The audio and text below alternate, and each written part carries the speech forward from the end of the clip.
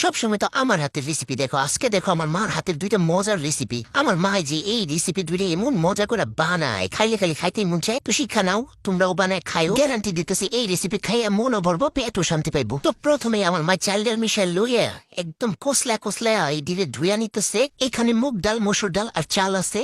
এখনই যে আমার মার গুপ্তধন থেকে মশলা দিয়ে দিতেছে, মানে আমার মার মশলা বাটির মধ্যে যত ধরনের মশলা আছে সব দিয়ে দিব। আদা, রসুন, জিরা বাটা সবকিছু দিয়ে দিল পরিমাণ মতো। অন্য জায়গা থেকে আবার মরিচের গুঁড়া দিয়ে দিচ্ছে, তো মরিচের গুঁড়া, হলুদের গুঁড়া দিয়ে আবার লবণ দিয়ে দিল পরিমাণ মতো। এখন মাত্র দুইটা কাঁচামরিচ দিয়ে দিলে, না দিলেও তো কিছু। এখন এই যে পেঁয়াজ একদম কসলা কসলা দিয়ে দিল, তারপর টমেটো দিয়ে দিল, অনেকগুলাই দিয়ে দিল, তারপরে দিয়ে দিল আলু, সাথে দিল তেল, কিন্তু অল্প, কারণ আমি যদি বেশি তেল দেয় তাহলে আমি খামো না। এটা ভালো করে জানে, কারণ আমি ডায়েট করি, এই জন্য অল্প দিছি। এখন এই যে কসলায়া এই মাখার মধ্যে হলো সব মজা, বুঝছো? যত তুমি মা খাইবা তত বেশি মজা হইব এই খিচুড়ি। তারপর আমার মায় হাতটা ধুয়ে পানি দিয়ে দিতেছে, এতে আরো বেশি মজা হইব। পানি দিয়া মনের শান্তির লেগে একটু ঘুটায় দিল। এইবার আর কোনো কাজ নাই, খালি চুলায় বসাই দিতে হইব। চুলায় বসায় ধাক্কা দিয়ে খালি অপেক্ষা করতে হইব।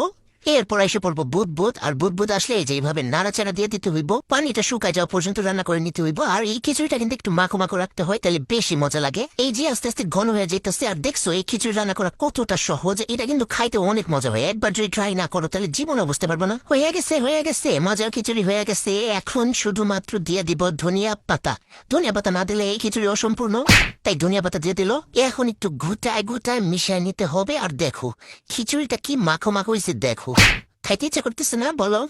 কমেন্টে জানাও খাইতে ইচ্ছা করতেছে কিনা। খিচুড়ির সাথে সালা ডিম বোনা হইলে আর কি লাগে। তো ডিম বোনা করার জন্য প্রথমে দিয়ে দিল একটুখানি তেল। ডিমের হলুদ, মরিচ, লবণ দিয়া কসলা মাখাই নিতেছে। এখন এই তেলের মধ্যে এই ডিম লারে ছাইড়ে দিতেছে। শালা আমার ডিমটা আমি ভাজতে দিই নাই, কারণ কি বলতো?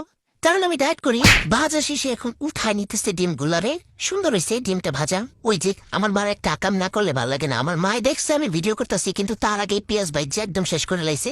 পেঁয়াজ ভাইজা আদা রসুন দিয়ে আবার পানিও দিয়ে দিছে। তো যাই হোক, তোমরা একটু রেসিপিটা বুঝা নাও। এখন আবার একটু আদা রসুন জিরা বাটা দিয়ে দিল। তারপর এই যে ঘুটায় নেওয়ার সময় হঠাৎ করে মনে পড়ছে লবণ দেয় নাই, তাই এই যে এখন লবণটা দিয়ে দিল। না আবার ঘুটায় নিতেছে। এখন আবারও দিয়ে দিতেছে মরিচের গুঁড়া, হলুদের গুঁড়া। মায়েদের রেসিপির মশলা মানে আদা রসুন হলুদ মরিচ, এছাড়া আর কোনো মশলা তারা দিতেই জানে না।